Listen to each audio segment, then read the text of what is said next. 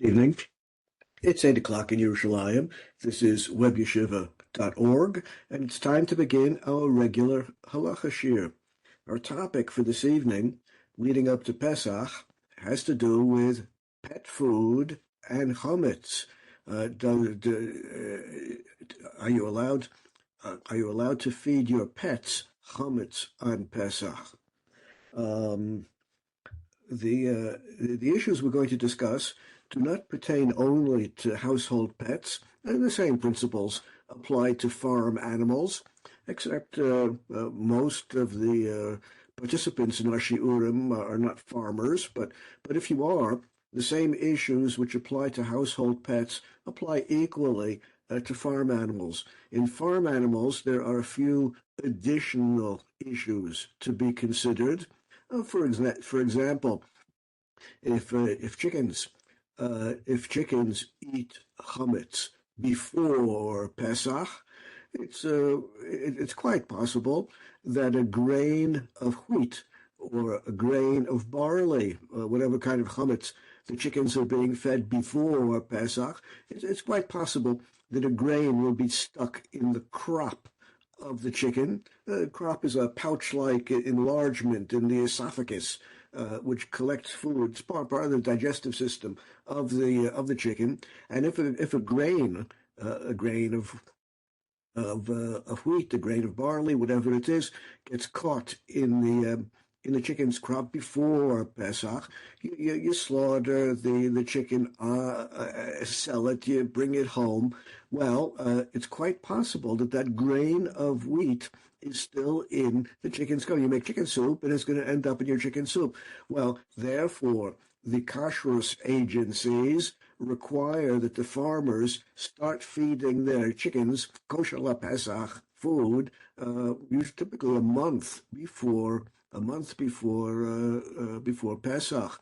As far as milking cows are concerned, changing their diet is a fairly delicate matter, and therefore the farmers who are under rabbinical supervision for kashrus, they slowly begin to change the milking cow's diet a month before Pesach, slowly changing it into a kosher Pesach diet, so that on Pesach there won't be any problem. Then after Pesach, the process has to be reversed. Well, I'm not going to concentrate on farm animals. I'm going to concentrate on household pets. How do I get the stuff on the screen? We go over here and click. Yeah.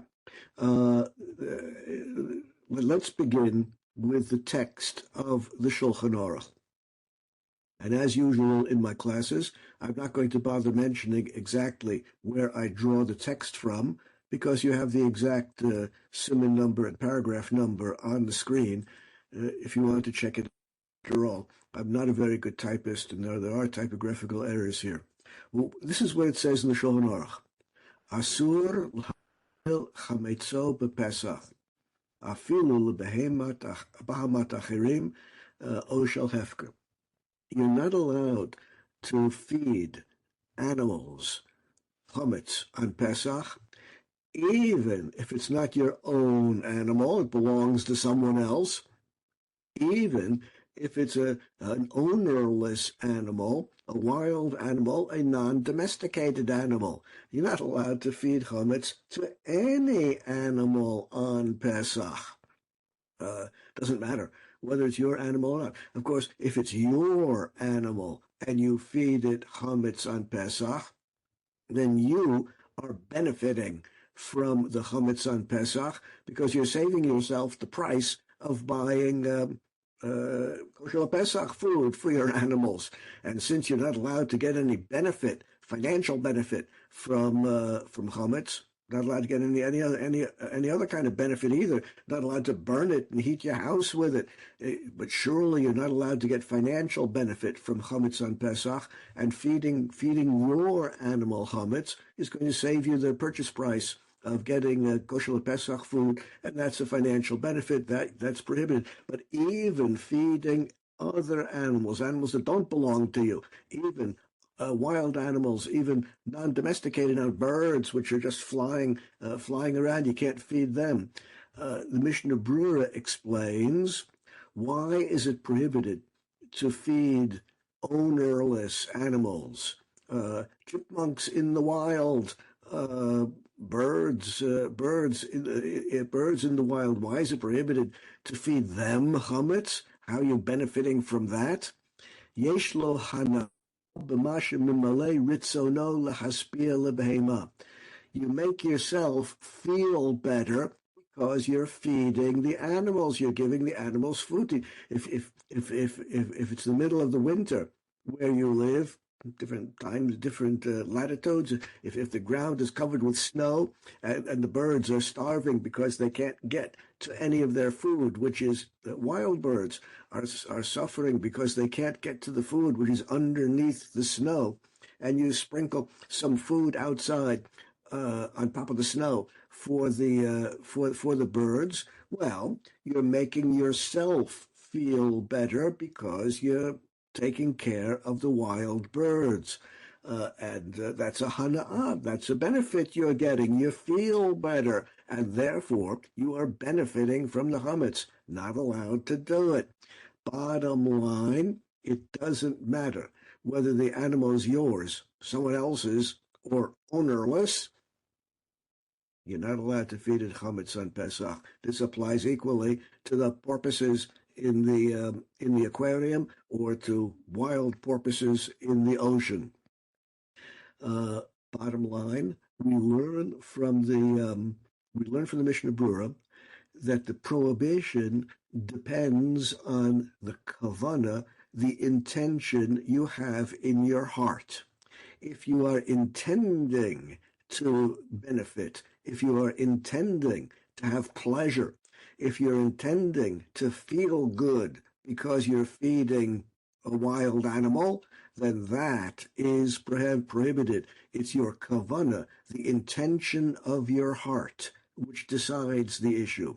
If in your heart feeding the animal, someone else's animal or a wild animal, is going to make you feel good, that is hana'ah. That is benefit from the chametz and therefore prohibited. Now, that's the Mishnah Brura, and not surprisingly, the Mishnah Brura has just based his opinion on the principal commentaries on the Shulchan Aruch. Let's look at another principal commentary on the Shulchan Aruch, the Machtes HaShekel, and he has a slightly different explanation for why you're not allowed to feed wild animals or ownerless animals chametz on Pesach. All the more so, you can't feed your own. Dafka litno lifnei bahamas hefker aser. The prohibition is if you put the chametz in front of the wild animal or in front of the ownerless animal so that the animal will eat it. Aval im zorko lebeit hakisei. If you have some chametz in your house on Pesach, which could happen. You thought you prepared your house thoroughly, and well, mistakes happen, and you found some chametz in your house on Pesach because you didn't do such a good job of preparing your house like you thought you did. It could happen, and now you want to get rid of the chametz which you have in your house. Alternatively, a non-Jew or an animal might have dragged in some chametz into your house. There are all kinds of ways that chametz can end up in your house on Pesach. If that happens, of course, you're going to want to get rid of the chametz. Well, you might want to throw it to the Beit HaKisei. Back in those days, they did not have indoor plumbing, and therefore, when they say Beit HaKisei, back in those days, they meant what we call an outhouse. If you throw the chametz there, thereby instantly destroying it because it mixes with all of the stuff which has been deposited, all the excrement which is in the outhouse. But then maybe pigs are going to come. Wild pigs might come and eat it. Well, you didn't put it there in front of the wild pigs so they could eat it. You put it into the latrine, into the outhouse, so it'll mix with the excrement which is there and get ruined. Since you did not put it in front of the wild the wild animals, that's okay. What's prohibited is putting it in a place where intentionally it will be for the animals. Similarly, if you have chametz in your house, so something went wrong, you have some chametz, the Mishnah suggests throwing it into the sea, crumbling it up, making small crumbs out of it, and throw it into the sea. The Mishnah suggests if you find chametz on Pesach, if zorko lama do that, and fish are going to eat it, let lanba, that's no problem at all. You're not feeding the fish. You really don't know whether or not fish are going to come and eat it. You're just trying to get rid of the chametz. You throw it into the sea, and then fish might or might not come and eat it. Well, let lanba, that's not a problem. The problem is putting the food intentionally in a place where the animals or the fish are going to eat it. Now, there's a slight difference in thought here on the conceptual level between the Mishnah Brura on the previous screen and the Machzis HaShekel on this screen. On the previous screen, the Mishnah Brura said the prohibition of feeding animals chametz on Pesach depends upon what's in your heart. If you're going to feel good, then no, it's prohibited. According to the Machzis HaShekel, the prohibition depends not upon what's in your heart, but rather upon what your actions demonstrate. If your actions demonstrate that you want animals to eat the chametz, that's prohibited. On the other hand, if you throw the chametz in a place where your actions do not demonstrate that you're putting it for the animals to eat, then all is well. This controversy between the Mishnah Brura on the previous screen, where the halacha depends upon the kavanah, the intention of your heart, and only you and HaKadosh Baruch Hu know what is in your heart, the controversy between that approach and the approach of the Machzis HaShekel on this screen, where the halacha depends upon your actions and whether your actions demonstrate that you want the animals to eat the chametz, and anyone who sees your actions will know that your actions indicate, your actions demonstrate that you want animals to eat the chametz. That's what's prohibited according to the Machzis HaShekel. This controversy, do we look at the kavanah of the heart, the intentions of your heart, which only you and HaKadosh Baruch Hu know about? Or do we look at your behavior? Do we look at your actions and ask what your behavior, what your actions demonstrate? This machlokes is a huge machlokes throughout the length and breadth of Torah. The poskim divide more or less evenly on this question. There are many poskim who hold that throughout the length and breadth of Torah, kavanah, the intention of your heart, is what is important in establishing what is permitted and what is prohibited. Other poskim hold that kavanah is not so much a thought in your innermost heart, rather it's a mode of behavior. It's a kind of behavior. It's a set of actions which demonstrate to anyone who sees you what it is you intend. Well, both opinions exist, and the rabbis are more or less divided on this issue. Now, up to this point, we've been speaking about chametz, which is really edible, a piece of bread. Islay, well, you know as well as I do what is and what is not chametz, but we're talking, up to this point, I've been talking about chametz, which is really edible. Now, what about chametz, which is fit for animal consumption, but humans would not eat it? The chametz has been partially degraded. There's something wrong with it as far as humans are concerned. We would not serve it to a human, but it's perfectly fine for animals, and we would serve it to animals.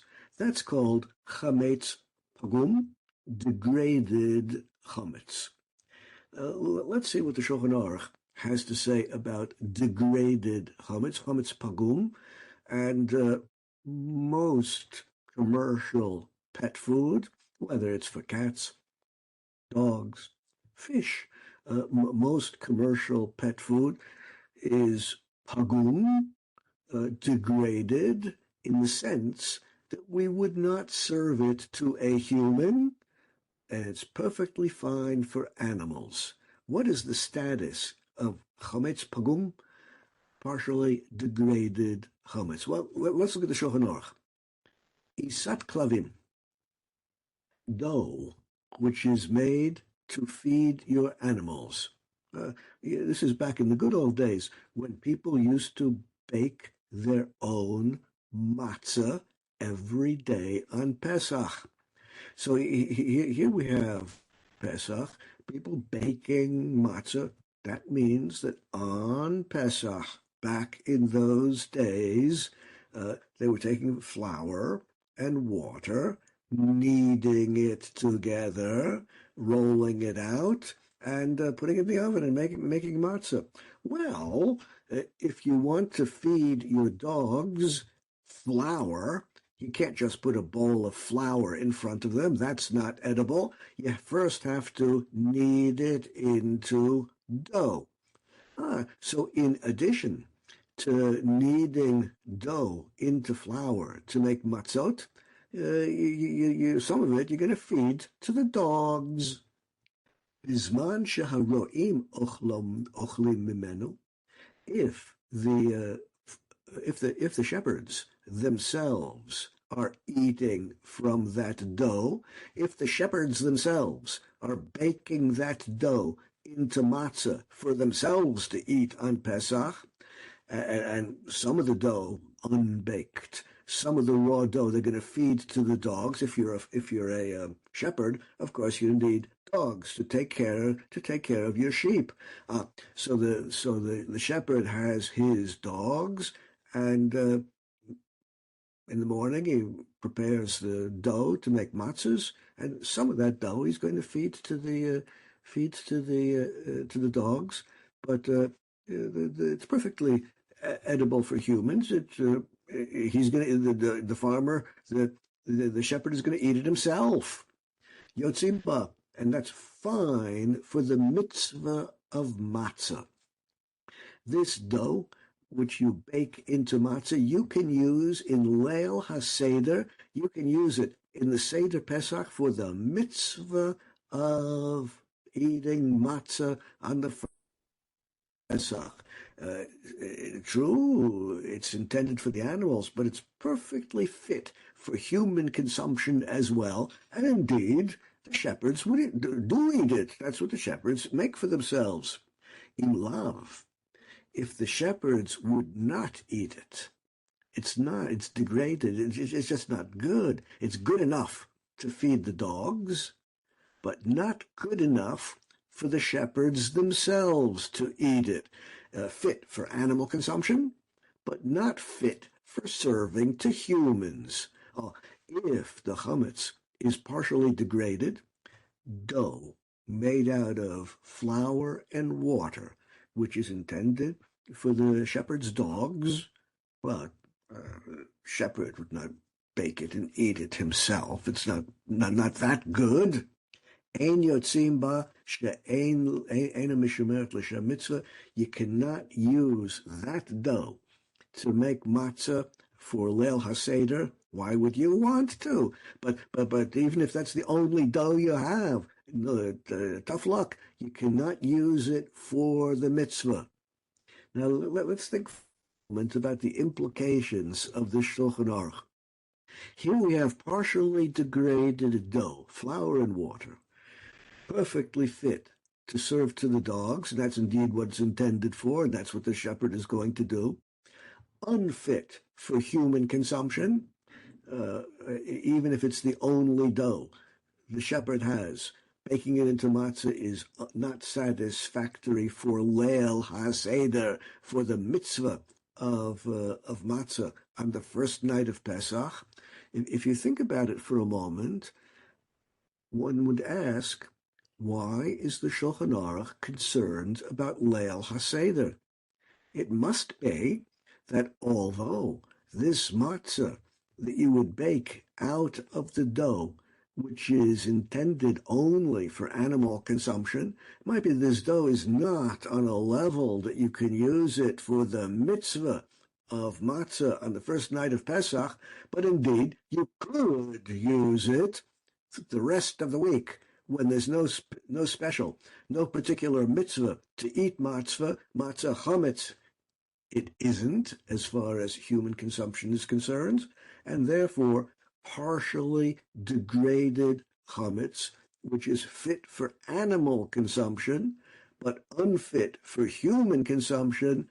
Don't eat it in Leil HaSeder of the week is fine. You could eat it if it's the only food you have.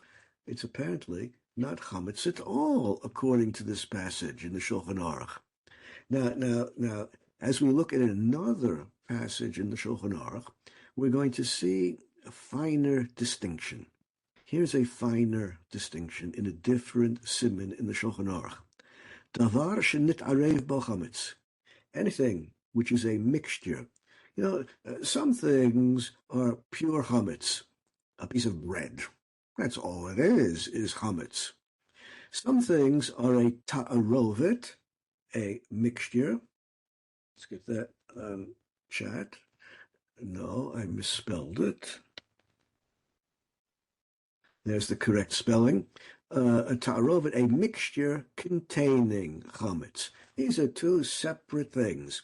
Now, of course, pure chametz, a piece of bread, is prohibited on Pesach. Everyone knows that. And a mixture containing chametz is also prohibited on Pesach. Everyone knows that. And as far as the mixture containing chametz is concerned, the rule of 1/60th does not apply on Pesach, even if the amount of chametz in the mixture is infinitesimal, far less than 1/60th, still the mixture on Pesach is prohibited. Pure chametz, a piece of bread, is prohibited. A mixture containing chametz is also prohibited, but the prohibitions are not exactly the same. Let's see the difference between the prohibition pertaining to pure chametz, a piece of bread, as opposed to the prohibition of chametz in a mixture. Shulchan Aruch says, "Nitarev bo chametz." You have a mixture, a ta'arovet, a mixture containing a little bit of chametz in it. Eino ma'achal adam klal, and we're talking about a mixture which is not fit for human consumption. Or she'eino ma'achal kol adam, or at least most people wouldn't eat it.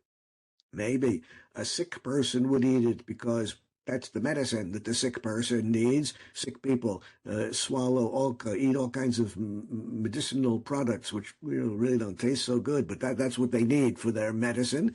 But it's not the kind of food that would in general be served to humans. It would be served to only a sick human with a certain disease for which this is the medicine that he or she needs.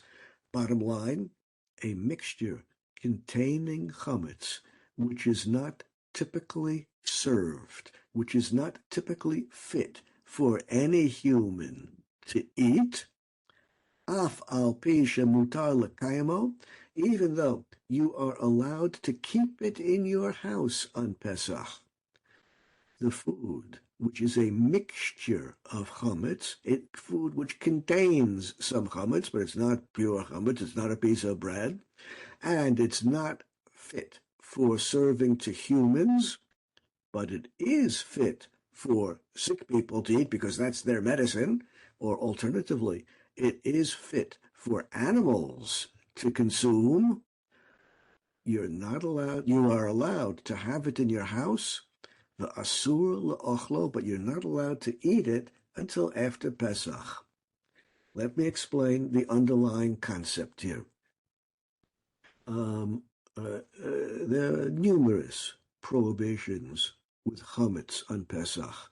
Chametz is such a strict prohibition that the Torah itself has built a number of fences around the prohibition of eating chametz so that you will not even come close to eating chametz on Pesach. The Torah itself is extraordinarily strict regarding chametz. You're not even allowed to have chametz in your house on Pesach. You're not even allowed to eat chametz on Erev Pesach, the day before Pesach. Jewish calendars will tell you exactly from what time of day on Erev Pesach you're not allowed to eat it. Even if it's an infinitesimal amount of chametz in the mixture is still prohibited. The chumrot, the strict elements of the prohibition of chametz go on and on and on. But as far as Bal Yera'eh, Bal Yematzeh is concerned, as far as owning chametz and having it in your house, putting it aside in your cabinet, there's no prohibition at all for the chametz, which is, number one, a mixture, and number two, is not fit for serving to ordinary humans. You don't have to sell it to a non-Jew before Pesach. Just put it away in your cabinet. You're not allowed to eat it, but you're allowed to own it. In one sense, it's not chametz. You're allowed to own it on Pesach. You're allowed to have it in your house. In another sense, it is chametz. You're not allowed to eat it. The name of this principle, there's a technical name for this in the poskim. Poskim call this the principle of achshaveh. Here we have a mixture of chametz, which is in general unfit for human consumption, but if you choose to eat it, then you think it's edible, and then for you it is prohibited. That's the principle of achshaveh. That's the Gemara term for it. In Hebrew, it would be machshiv. If you consider it important and edible, then for you it is prohibited. Now, this therefore leads to the conclusion that if pet food is degraded, chametz pagum, in the sense that we would not serve it to humans, but it's perfectly fine for animals. Perhaps it's the perfect food for animals, but we would not serve it to humans. We do serve it to animals. You're allowed to have it in your house. As far as owning it and having it in your cabinet is concerned, it's not chametz at all. You don't have to sell it to a non-Jew before Pesach. But you are not allowed to eat it if you are the unusual person who wants to eat pet food. Of course, the criterion of a dog would not eat it, not even fit for animal consumption. That's a whole different principle that we're not talking about now. We're talking about food which is fit for animal. Perhaps it's the perfect food. The manufacturing company hired a team of veterinarians to make sure that the food is actually perfect, exactly what the animals would want to eat and were healthiest for them. For animals, it's fine, but it would not be served to humans. If you are the unusual person who wants to put it in your mouth and swallow it, then for you it is chametz, and for you it is prohibited.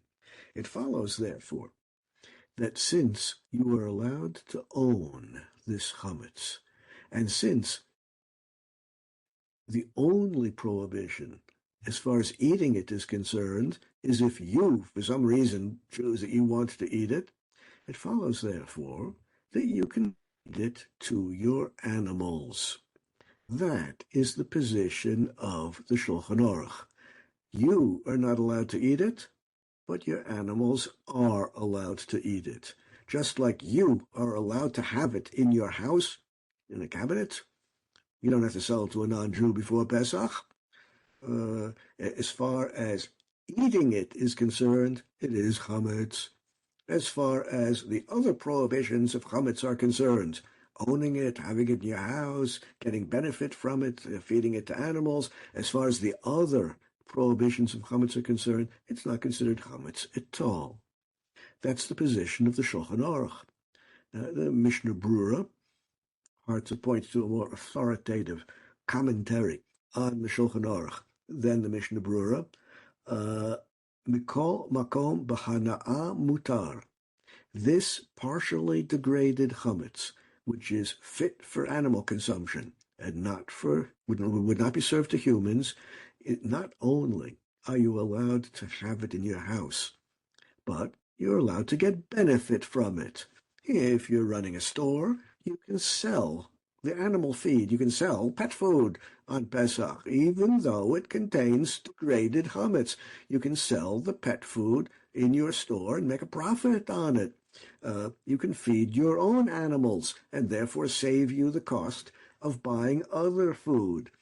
A mixture, not a piece of bread, which is pure chametz, a mixture containing chametz, which is pagum, partially degraded in the sense that it's still fit for animal consumption, but would not be served to humans.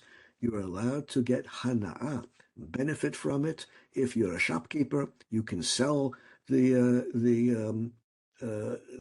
pet food and get a profit. If you have your own pets, you can feed it to your own. You can feed it to your pets. Therefore, cat food, which has mixed into it brewer's yeast, different ways of manufacturing brewer's yeast. Most brewer's yeast on the market is indeed chametz. There is brewer's yeast which is not chametz. It's different ways of making it. But assuming for a moment that the brewer's yeast, which is part of the mixture in the cat food, well, correct me if I'm wrong, but it seems to me that no one would serve cat food to humans. If you're the unusual person who wants to eat it, then for you, it's prohibited for you. You're not allowed to eat it, but you can own it. You don't have to sell it to a non-Jew before Pesach, and you can serve it to your cats. You can serve it to your animals. That's explicitly the position of the Mishnah Brura. Mishnah Brura's commentary on the Shulchan Aruch. So we have now the Shulchan Aruch on the lenient side, permitting ordinary pet food for ordinary pets, and the Mishnah Brura is in complete agreement with that. So we've seen the lenient side, and the lenient side has powerful names behind it. Shulchan Aruch, Mishnah Brura, powerful names in halacha. Someone who is following the position of the Shulchan Aruch, and someone who is following the position of the Mishnah Brura, who agrees entirely with, not surprisingly, the Mishnah Brura agrees entirely with the Shulchan Aruch. Well, surely not say that person is sinning. There's surely no sin in following the instructions of the Shulchan Aruch and the Mishnah Brura. That's the lenient side. Now, let's take a look at the strict poskim, those who insist that pet food be always entirely kosher lePesach. Let's see who they are on the strict side, and let's see what their reasoning is. Where is it? Here. Here I see it. The Makor Chaim. Makor Chaim, the author is usually called the Gaon Melissa. He wrote a shelf full of extraordinarily important halachic works. One of them is the Makor Chaim, his commentary on the Shulchan Aruch. Now, when the Shulchan Aruch said that if you are the unusual person who wants to eat pet food on Pesach, if the pet food contains chametz, then it's prohibited for you. That's this rule of ach shaveh. If you consider it important, then you are not allowed to eat it. Well, according to the Mishnah Brura, according to the Magen Avram, the rule of ach shaveh, if you consider it edible for yourself, then you are not allowed to eat the mixture containing chametz, the pet food containing chametz. The Makor Chaim says, Tamur Ma'od, this is bizarre. The bizarre opinion of the Mishnah Brura and the Shulchan Aruch and the other poskim. What on earth do they mean when they say achshave? If you consider it edible, then you are not allowed to eat it. It's a very bizarre idea. The Makor Chaim says, "Holo nifsamay chelis kelev." After all, this is only partially degraded chametz, which is still perfectly fit for animal consumption. It's not so far degraded that even an animal would not eat it. Le'inyan hana gam kein be'inin sheyufsal me'achilas kelev. If you are going to introduce the concept of achshave, that if you consider it edible, then you are not allowed to eat it, we must apply the same principle to hana'ah, getting benefit from the mixture containing chametz, getting benefit from the pet food.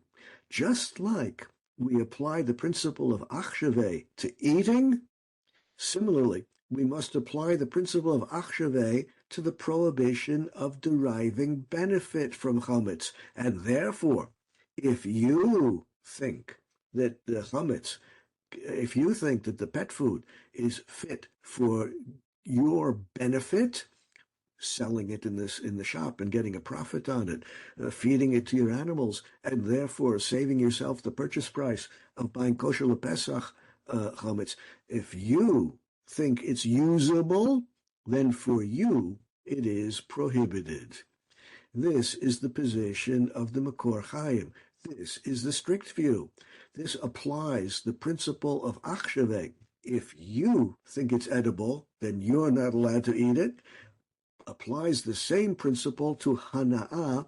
If you think you can derive benefit from it, then you are not allowed to derive benefit from it. And therefore, according to the Makor Chaim, you cannot derive any benefit from a mixture of pet food. If you're a shopkeeper, you cannot sell it on Pesach and make a profit. If you have your own pets, you cannot serve it to your own animals and therefore derive hana'ah, benefit from it. V'nira d'taut soferhu, the idea that achshave should apply only to eating and not getting benefit is so bizarre. It must be a scribal error. It must be something went wrong with the text. Surely, the Makor Chaim says everyone would agree that you can't derive any benefit from a mixture containing chametz, even though it's partially degraded. It must be totally, absolutely, and completely degraded, not fit for any animal consumption before any leniencies can be applied. Now we have a machlokes. According to the Shulchan Aruch, Mishnah Brura, and the list can be made much longer, according to them, pet food, ordinary pet food, which would not be served to humans, no problem at all in getting profit if you sell it or feeding it to your own animals. According to the Makor Chaim, no. If you think that it's fit for deriving benefit from it, selling it and making a profit, it's good enough for that, it's good enough to serve to animals, then you cannot sell and make a profit from it, and you cannot feed it to your animals. Now, are there other poskim on the strict side? There are other poskim on the strict side. One of the biggest names on the strict side is the Aruch HaShulchan.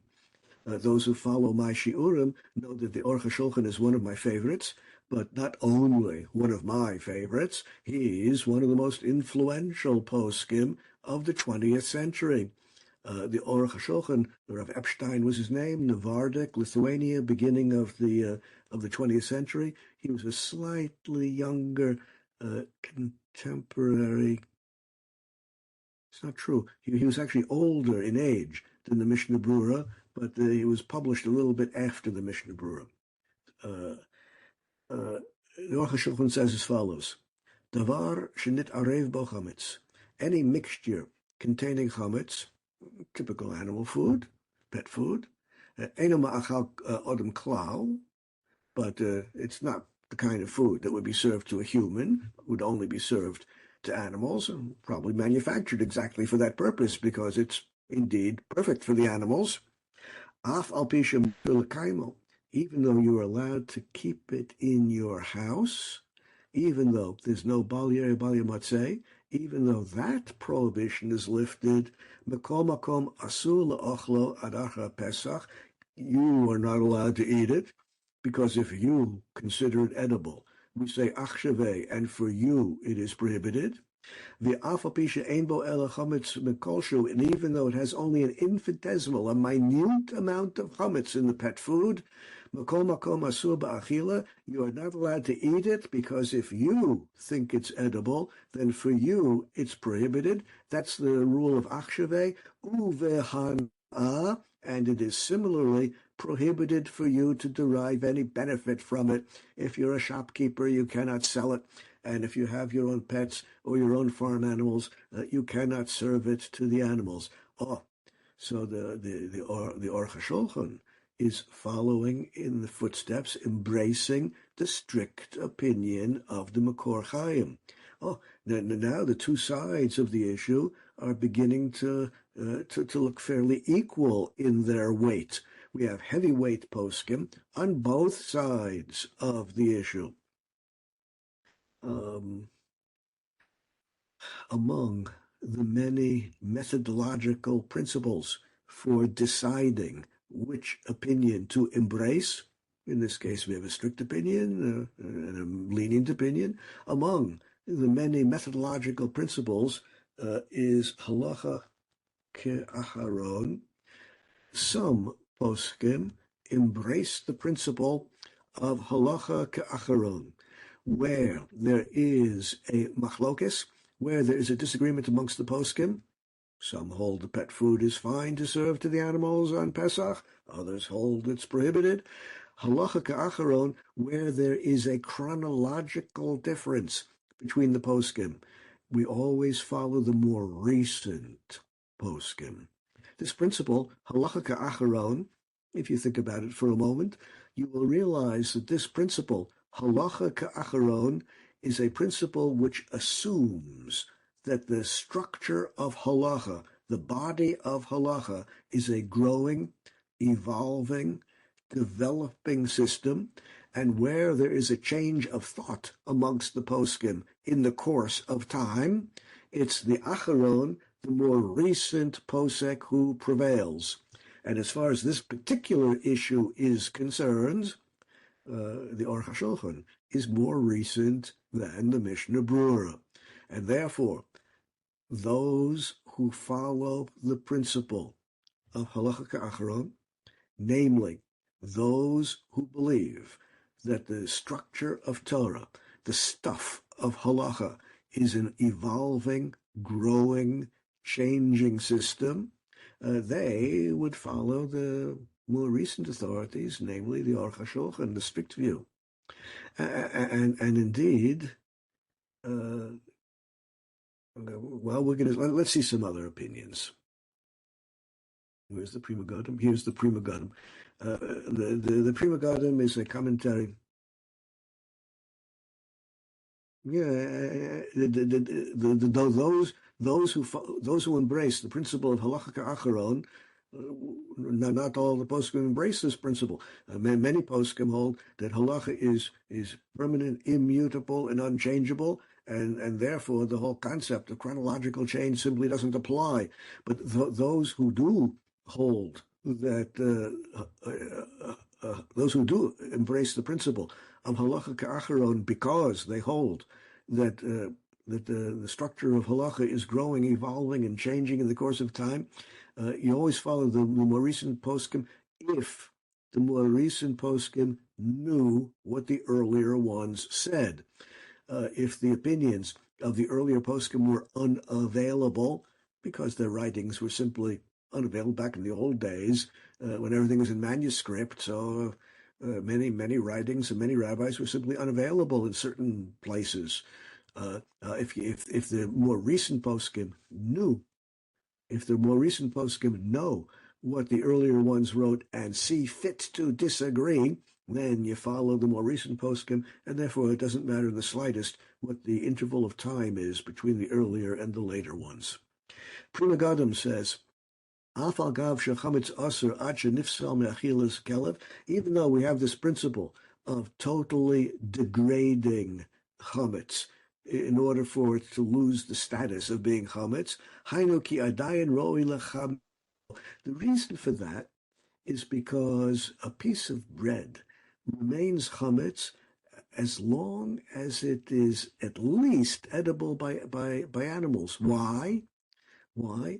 Because if the chametz is not totally, absolutely, and completely degraded, not completely, totally, and absolutely pagum, you could still use it as a starter to ferment other dough. You can use it as a starter dough for something else, and therefore it has to be completely, totally degraded. Oh, that's as far as pure chametz is concerned, dough or bread. But as soon as you have a mixture containing chametz, mutter behana, the lenient side.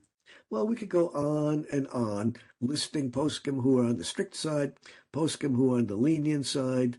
The Mishnah Brura, whom we know is on the lenient side, says Eino chayav bebiur tahave ka'afrib da'alma. If the chametz is totally and completely degraded, then in no sense is it chametz, and you don't have to destroy it. We do not have to now go through all lists of the poskim back and forth on this issue. Let's just see the principal authority in contemporary times who does not embrace the principle of halacha ka'achron, the greatest of the contemporary authorities who holds that the body of halacha, the structure of halacha, is immutable, unchangeable, and therefore does not undergo any evolutionary or historical development. And among the poskim on that side of the issue is the Or L'Tzion. Rav Ben Zion Abba Shaul was his name. He was the Rosh Yeshiva of Porat Yosef here in Yerushalayim. Porat Yosef is on Rehov Malcha Yisrael. They have also a branch in the Old City. He was one of the great poskim of modern times, and he was asked flat out, does pet food have to be kasher lePesach, or is it okay to use pet food which contains a mixture of chametz? This is his answer. Im hamazon uila achilas adam. If the pet food is unfit for human consumption, you would not serve it to humans. Gam eina chametz ba'in ela me'urav. And it's not pure chametz, a piece of bread. It's a mixture containing chametz, nitarev lifnei Pesach, and was manufactured before Pesach, which is true with any commercial fish food, any commercial cat food, any commercial dog food that you're going to buy, manufactured before Pesach, a mixture, not pure chametz, and not fit for serving to humans. Mutar l'hashot mazon zeh b'Pesach. You're allowed to have this in your house on Pesach. You don't have to sell it to a non-Jew. L'ha'achil bo et ba'alei chayim shebereshuto, and you can feed your animals with this food. Doesn't matter whether we're talking about household pets or farm animals, you can feed it to them. Ta'arov et chametz, a mixture containing chametz, as long as it's partially degraded and not fit for achilas adam, not fit for serving to humans, even though it's still fine for serving to animals, probably perfect for serving to animals. The manufacturers put in a lot of research and a lot of effort to make sure that the pet food is perfect for serving to animals. Muteret b'shir, you're allowed to keep it in your house on Pesach, as it says in the Shulchan Aruch, and therefore, hamitapel b'dagei noi, therefore, someone who has fish in the aquarium in your house, Well, it could be a commercial fishery. Doesn't matter whether we're talking about commercial fishery or in your house. Doesn't matter whether we're talking about household pet or farm animals. It's all the same. B'makom she'ezeh mishum bitul Torah. And of course, if we're talking about having an aquarium in your house and taking care of your fish, of course, we're talking about a situation where you're doing it where you're not going to lose any time in learning Torah. Of course, you're not going to waste the time of yeshiva students to take care of the fish. The yeshiva students, have to devote themselves all their time and energy to learning Torah. But if you have fish in the aquarium, Ma'achilam mazon sheyesh bo ta'arovet chametz. You can serve your fish on Pesach food, which is manufactured before Pesach, has a mixture of chametz in it, not pure chametz, and you would not serve humans this food. I have a dear friend who is a marine biologist, and he runs a business where he raises fish and sells the fish to hatcheries. He sells them to commercial fish ponds. A marine biologist who assures me that fish are cold-blooded, unlike you and me. We are warm-blooded creatures. Warm-blooded creatures like you or me, cats, dogs, warm-blooded creatures use a lot of energy just to maintain our body temperature. Fish, on the other hand, are cold-blooded. They devote no energy at all to maintaining their body temperature. Their body temperature is just the temperature of the environment in which they find themselves at the moment. And their body temperature goes up and down depending upon whether the air around them is warm or cool, whether the water around the fish is warm or cool. They just adjust their body. Their bodies just take on the temperature of the environment. And therefore, since fish are cold-blooded, they do not have to be fed every day.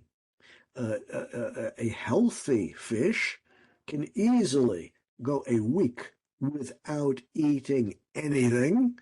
The fish will slow down because it wants to conserve its energy, and it won't waste any energy on moving quickly around the aquarium.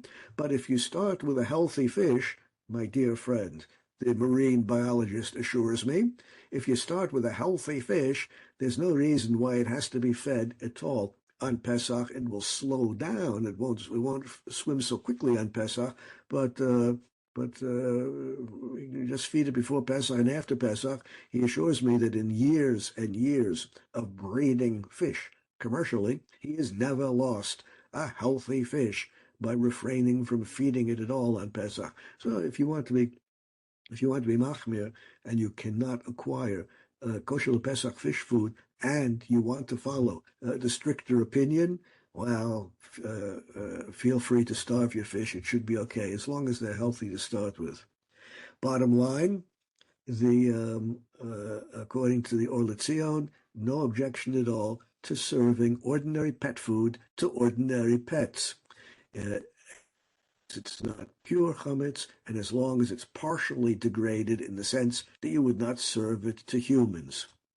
Now, if you're going for a hike on Chol Hamoed and you pass a pond which has fish in it, throwing food into the pond for the fish to eat, well, it cannot be pure chametz, because as we saw at the very beginning of today's shiur, you cannot put chametz before animals so that they will eat, even hefker, even ownerless animals. But if the food which you are serving to the fish in the pond as you are going on your hike, and you happen to pass a pond with fish in, wild fish in it, if the food you're serving them is partially degraded mixture, manufactured before Pesach, then you can feed the fish in the pond, no problem at all, according to the lenient poskim, according to the Makor Baruch, according to the Aruch HaShulchan. No, you can only feed them kosher Pesach food. Let's go one step further. a few comments as far as the strict view is concerned. The Helkas Yoev, written by Rav Yoev Weingarten, he was one of the great Hasidic masters in 19th century Eastern Europe, and also one of the leading poskim. He was a follower of the Gerer Rebbe, one of the two largest Hasidic groups in Eastern Europe. The two largest Hasidic groups were Ger and Alexander. Those were the two largest. More Gerer Hasidim survived the Holocaust than Alexander Hasidim. So today, Gerer Hasidus is biggest as far as the population is concerned.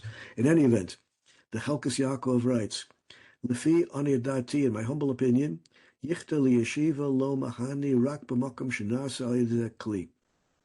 The Gemara talks about taking chametz, dough, a perfectly ordinary bread dough, before Pesach, molding the dough into the shape of a utensil, or molding it into the shape of a chair, lacquering it up, and now you have a chair to sit on. I mean, the chair is made out of chametz.